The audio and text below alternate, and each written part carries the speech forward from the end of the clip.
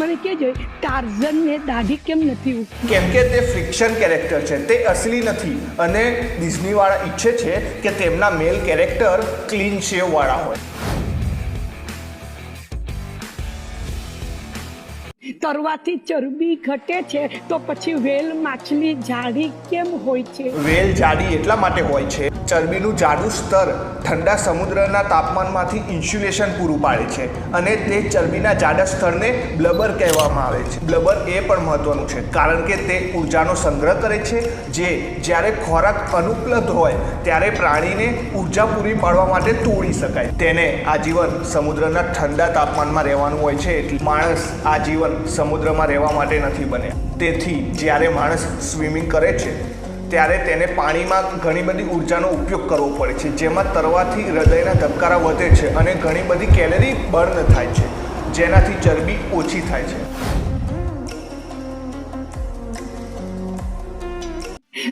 આપણા વડવાઓ કહી ગયા છે કે રૂપિયા ઝાડ પર નથી ઉગતા, તો પછી બેંકોની શાખા કેમ હોય છે? પૈસા ઝાડ પર નથી ઉગતા તે કહેવાનો મતલબ સમજો. એક ડોક્ટર, તેને ડોક્ટર બનવા માટે જેટલો સમય લાગ્યો, તેને જે મુસીબતોનો સામનો કરવો પડ્યો, તેને કહેવાય સ્ટ્રગલ. ત્યારબાદ તે ડોક્ટર બન્યો અને હવે પૈસા કમાય છે, તો તે જે સ્ટ્રગલ હતી ડોક્ટર બનવામાં એને કહેવાશે કે પૈસા ઝાડ પર નથી ઉગતા. બેંકની બ્રાન્ચો એટલા માટે હોય છે કે તે ફિઝિકલ કરન્સીને એક જગ્યાએથી બીજી જગ્યાએ ઝડપી ટ્રાન્ઝેક્શન કરે છે. જેમ કે અમદાવાદથી પૈસા નાખ્યા અને તે જ પૈસા હું બેંકના દ્વારા બહુ ઓછા સમયમાં તમિલનાડુ મોકલી શકું. સેમ બ્રાન્ચમાં HDFC to HDFC branch same હશે એટલું ઝડપી કામ થશે. તો બેંકની બ્રાન્ચો ટેકનોલોજીનો ઉપયોગ કરે છે. બંને ડિફરન્ટ ટોપિક છે. પૈસા ઝાડ પર ઉગે છે અને બેંકને કેમ બ્રાન્ચો હોય છે. આ ગુંદર બધી વસ્તુ ચોટાડાના કામમાં લાગે છે, તો જે બાટલીમાં એ ગુંદર ભર્યો હોય છે એમાં કેમ નથી ચોંટી જતો?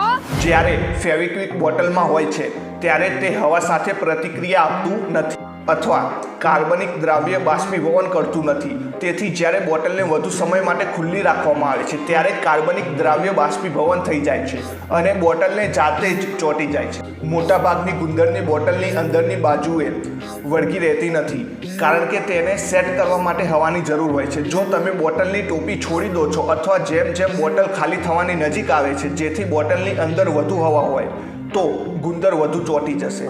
અમુક પ્રકારના ગુંદરને હવામાં જોવા મળતા રસાયણો સિવાય અન્ય રસાયણની જરૂર પડે છે. ગુંદરની લાકડીઓને સખત બનવા માટે ઓક્સિજનની જરૂર પડે છે, જેથી તે સપાટી પર ચોંટી શકે.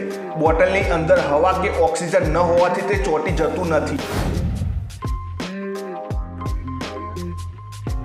ભારતમાં વાણી સ્વાતંત્ર્ય છે ને, તો પછી મોબાઈલનું આટલું મોટું મોટું બિલ શું કામ આવે છે?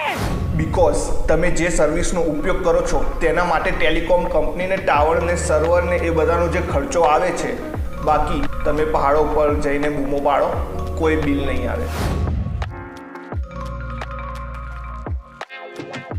આ ખાવાનો ગોળ, એનો ગાંગડો ભલે ચોરસ હોય છતાં એ ખાવાના ગોળને ગોળ કેમ કહે છે, ચોરસ કેમ નહીં? તેને હરેક ભાષામાં અલગ અલગ કહેવામાં આવે છે. મલયાલમમાં સરકરા, કન્નડામાં બેલ્લા, તેલુગુમાં બેલ્લમ, તમિલમાં વેલ્લમ, હિન્દીમાં શક્કર, ગુડ અને સંસ્કૃતમાં શર્કરા અને ગુજરાતીમાં ગોળ. તપેલી ગમે તેટલી ઠરેલી હોય છતાં એને તપેલી કેમ કહેવામાં આવે છે? હવે તમે જે ઠરેલીની વાત કરો છો ને, એમાં હરેક પ્રકારના વાસણોની થર્મલ કંડક્ટિવિટી અલગ હોય છે. એલ્યુમિનિયમના વાસણો copper, cast iron, stainless steel, carbon steel અને તપેલી લેંગ્વેજ છે ગુજરાતી. પાન તો આપણે બહુ ઓછું કહીએ છીએ, બાકી તો ઢોસા બનાવવાળું આપ તો એમ જ કહીએ છીએ.